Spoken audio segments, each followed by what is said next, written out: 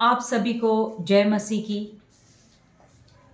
Agape love part 3 में मैं आपका स्वागत करती हूँ।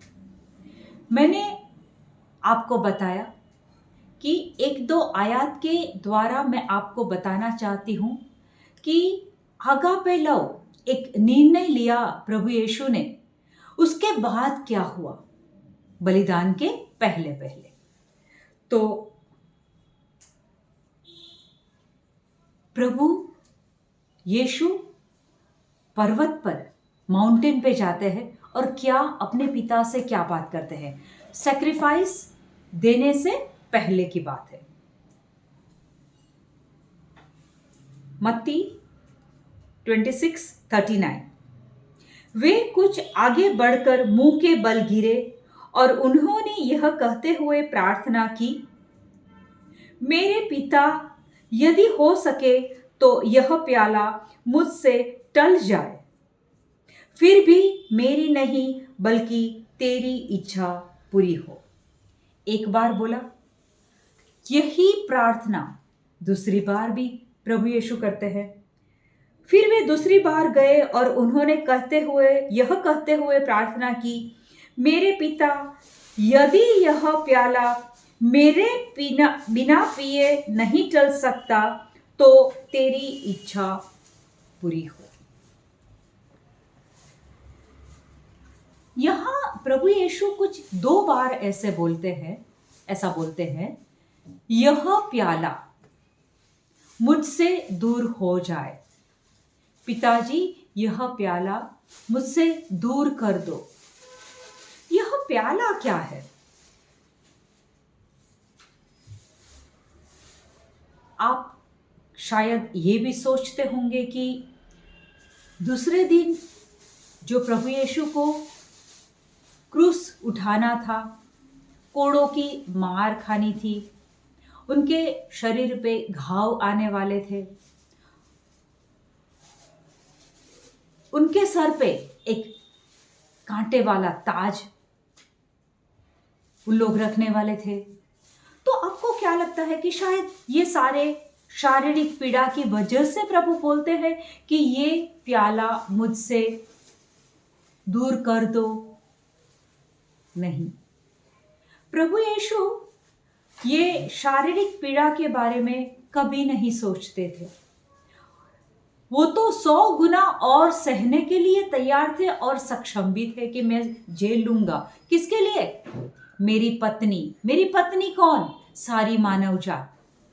एडम अपनी पत्नी को प्यार करता था, पत्नी के कहने से वो फल खाया, खुद का भी आध्यात्मिक मृत्यु हुआ, स्पिरिचुअल डेथ हुआ, और उसी दिन से पाप और मृत्यु की एंट्री हुई मानव जीवन के शरीर में। पर प्रभु यीशु ये शारीरिक पीड़ा से बिल्कुल ही नहीं डरते थे। तो फिर ऐसी कौन सी बात थी जो बोलते थे ये प्याला मेरे आगे से हटा दो? वो कुछ बात ऐसी है कि ये बलिदान मैं और आप जानते हैं कि हमारे पापों को मिटाना और हमारे लिए स्वर्ग का दरवाजा खुला हो जाए, हम सारे लोग स्वर्ग में जा सके, हमारे ईश्वरीय पिता के संबंध जो पाप के बाद टूटे हुए थे उसको फिर से जोड़ा जाए। तो ये सैक्रिफाइस का ये तो एक बड़ा रीजन था। तो वहां प्रभु यीशु को मालूम था कि सूली पर मैं जब मेरी बलि चढ़ाई जाएगी, वो समय में, उतने घंटों में सारी मानव जात के पाप मेरे शरीर के अंदर रहेंगे। और मैं और आप जानते हैं कि ईश्वर पिता निष्पाप है, प्रभु यीशु निष्पाप है। तो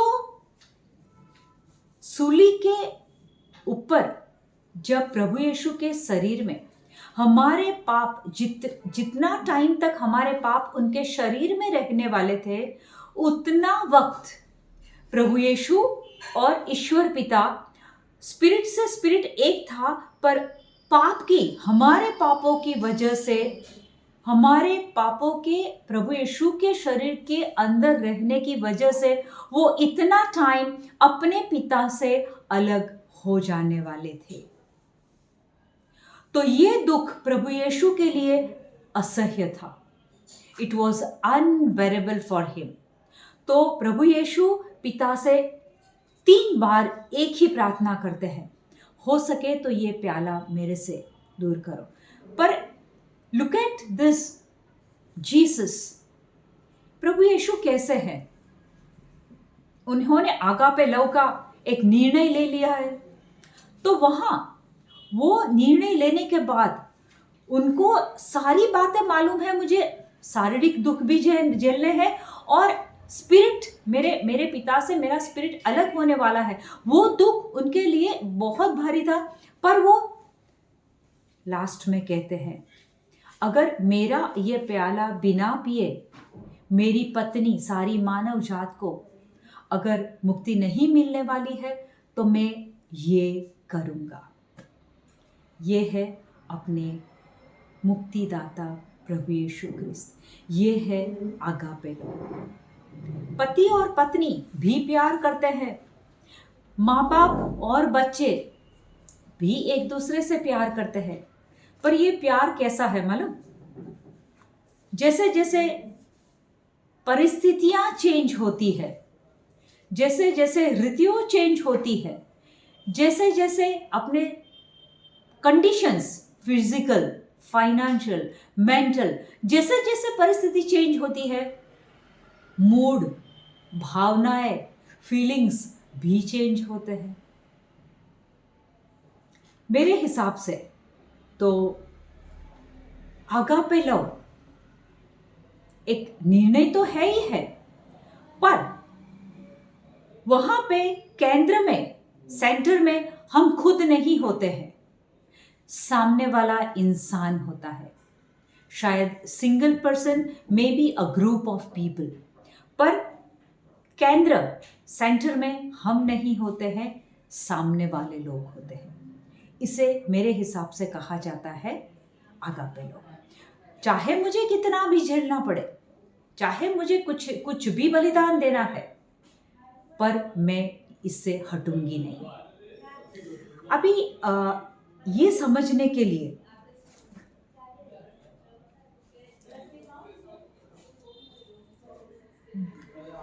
करिन्थियों का पहला अध्याय, पहला पत्र, और उसमें 6 चैप्टर और उसमें 20वीं आयत में पढ़ती हूँ। क्योंकि आप लोग कीमत पर खरीदे गए हैं। यहां बाइबल कहता है प्रभु यीशु के बलिदान के द्वारा, उनके बहाए गए लहू के द्वारा मुझे और आपको खरीद लिया गया है, स्वर्ग के लिए, सनातन जीवन के लिए खरीद लिया गया है। और वहां कहते हैं, इसलिए आप लोग अपने शरीर में ईश्वर की महिमा प्रकट करें। इसलिए आप लोग अपने शरीर में ईश्वर की महिमा प्रकट करें। तो किसी ने कीमत चुकाई है। जैसे कि एक एग्जाम्पल लेंगे, बाय चांस हम लोग कार में जा रहे हैं, mister A and mister B car में जा रहे हैं, और गलती से उन्होंने बेल्ट नहीं बांधा है, और क्रॉस रोड पे पुलिस आती है, उनको रोकती है और बोलते हैं कि आपने बेल्ट नहीं बांधा तो आपको 1000 रुपये का जुर्माना भरना पड़ेगा। तो वो ड्राइवर, मिस्टर ए के पास पैसे नहीं हैं, पर मिस्टर बी के पास पैसे हैं। तो मिस्टर बी कार चलाता है, मिस्टर ए बाजू में बैठा है मिस्टर बी। तो मिस्टर बी 1000 उनका जुर्माना भरता है, और पुलिस उनके हाथ में एक रिसिप्ट देते हैं कि हाँ, आपने 1,000 रुपये भरे हैं।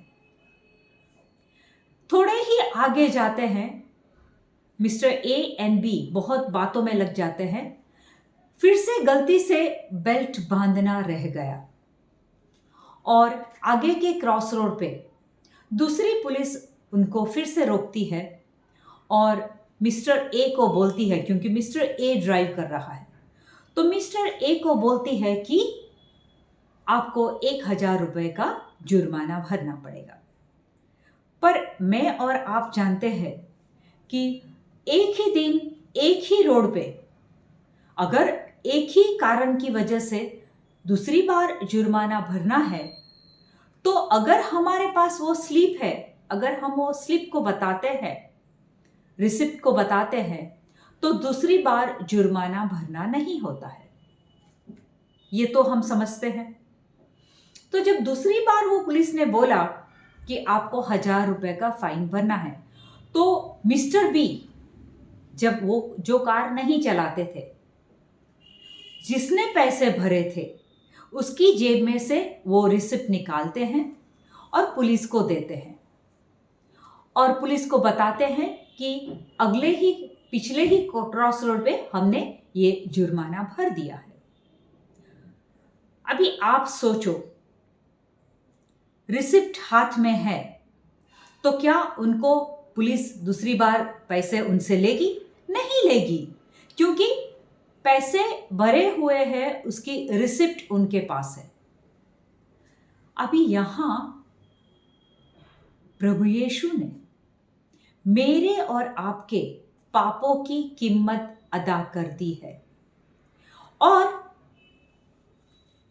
हमारे पास उन्होंने जो कीमत अदा की है, हमारे लिए जो जुर्माना भरा है, उसकी रिसिप्ट हमारे पास है। वो रिसिप्ट क्या है? हमारा Bible, written word of God, वो हमारी रिसिप्ट है। और वहां रिसिप्ट में लिखा गया है,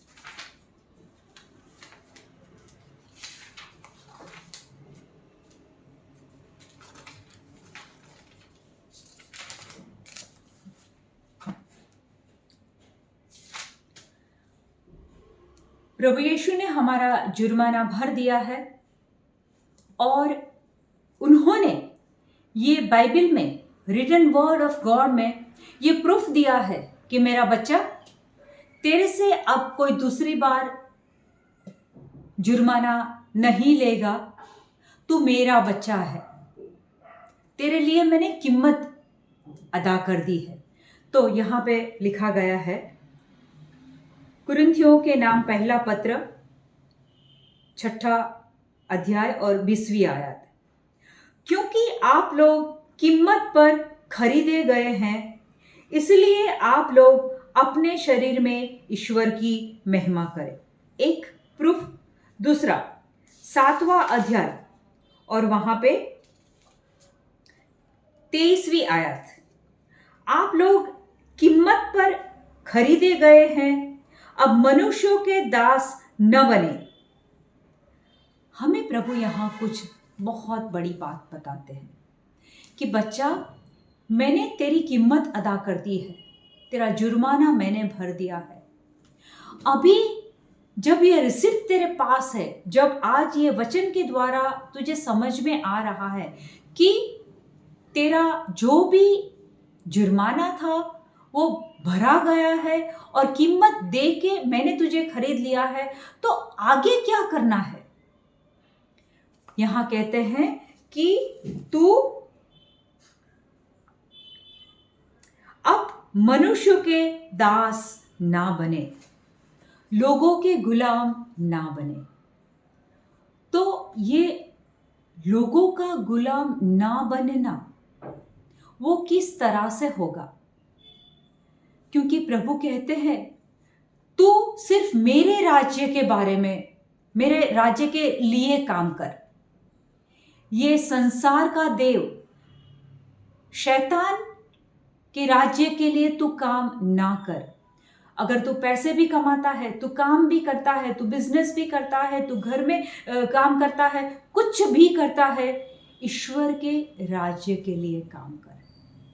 तो ये एक बड़ी बात है जहाँ अलग बाइबल वर्स लेके मैं आपको समझाने वाली हूँ कि प्रभु के राज्य के कार्य कैसे, प्रभु के आज्ञा के हिसाब से जीना क्या है और उसके परिणाम क्या है।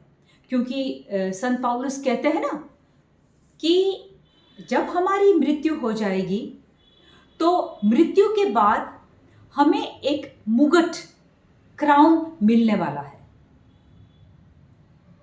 तो रोजमर्रा की जिंदगी में बहुत सारी बातें ऐसी होती है जो हमारे स्वभाव के खिलाफ बनती है, हमारी चॉइस के खिलाफ बनती है, हमारे सामने हमारे ही विरुद्ध दांव पेच होते हैं, हमारे हकों से हमें बाकात रखा जाता है, हमें बदनाम किया जाता है। तो जब ये सारी बातें हमारे विरुद्ध होती है तो हम लोग रिएक्ट करते हैं कि रिस्पॉन्स करते हैं। रिएक्ट करना मतलब जो परिस्थिति है उसके हिसाब से जवाब दे देना, गुस्सा कर देना। रिस्पॉन्स मतलब क्या होता है? वहां एक, जैसे कि आगापे लव में प्रभु यीशु ने निर्णय लिया और अपनी कुर्बानी दे दी। जब हमारे विपरीत परिस्थिति आती है तो वहां रिस्पॉन्स करना मतलब वो परिस्थिति के हिसाब से बोलना नहीं, पर बाइबल के वचन के हिसाब से वहां हमें हमारा बर्ताव रखना है। जैसे कि आप कहीं रोड से जा रहे हो, आप राइट साइड पे चला रहे हो, मतलब कि लेफ्ट साइड पर वहाँ अपना व्हीकल चला रहे हो और सामने वाला रॉन्ग साइड से आता है और आपके साथ डैश हो जाता है। आप गिर भी जाते हो, थोड़ी बहुत चोट भी लगती है। वहां आप रिएक्ट करेंगे कि रिस्पॉन्स करेंगे? As a human being automatic react हो जाएगा, परिस्थिति के हिसाब से व्यवहार हो जाएगा, गुस्सा आ जाएगा, आवाज ऊंची हो जाएगी, गाली भी हो सकती है। पर प्रभु यीशु ने हमें एक प्रायोगिक तौर पे एग्जाम्पल दे के समझाया कि मेरा बलिदान देने का समय आया, मुझे पिता से अलग नहीं होना था। मैंने पिता से रिक्वेस्ट भी किया, पर यह भी बोला कि अगर मेरे बिना पिए, ये प्याला को बिना पिए अगर मेरी पत्नी मानव जात को मुक्ति नहीं मिलने वाली है तो मैं ये प्याला पीता हूं। और हमें ये भी मालूम है कि उस वक्त प्रभु को इतना दुख हो रहा था, इतना पेन एंड एगनी हो रहा था। नॉर्मल हिसाब से इंसान को पानी का पसीना आ जाएगा, पर उस वक्त प्रभु यीशु को लहू का पसीना आया था। लहू का पसीना, ये साइंस भी उसे पुष्टि करता है कि जब इतना दुख है तो बॉडी में कुछ ऐसा रिएक्शंस आता है और लहू का पसीना निकल आता है। तो प्रभु यीशु ने कितना भी दुख आने वाला था, अपने आगापे लव का डिसीजन जो लिया था उसमें नहीं हिले थे, उसमें डटे रहे थे। आज हमारी बारी आई, किसी ने व्हीकल डैश कर दिया, हम गिर गए, खड़े होके हम लोग हमारा रिस्पॉन्स कैसे देंगे? रिएक्ट करके कि रिस्पॉन्स देके, क्षमा करके, हाँ चलो भाई गलती हुई है, मैं जाने देता हूँ, दूसरी बार ख्याल रखना करके मैं उसे क्षमा करता हूँ। तो ये क्षमा की बात जब आती है तो ये क्षमा हमसे तो बहुत मुश्किल बात है, पर अगर हम लोग ये अगापे लव में कोशिश करते हैं तो परिणाम पृथ्वी के जीवन के दरमियान और स्वर्गीय जीवन में क्या मिलता है। वो संत पौलुस कहते हैं ना कि विपरीत परिस्थितियों में भी अगर हम प्रभु के प्यार के हिसाब से आगापे लव करके, क्षमा करके अगर हम रिस्पॉन्स दे के जीवन जीते हैं, तो जितनी बार हम क्षमा करते हैं तो वो जो मुकुट मिलने वाला है, वो मुकुट पे हर बार एक नया डायमंड ऐड होता है। जितनी बार हम लोग अपमान सह के सामने वाले को क्षमा करते हैं, हमारे मुकुट में एक डायमंड ऐड होता है। ये इसके बारे में वचन के द्वारा मैं अगले भाग में आपसे बात करूंगी। Thank you Jesus, praise you Jesus, आमीन।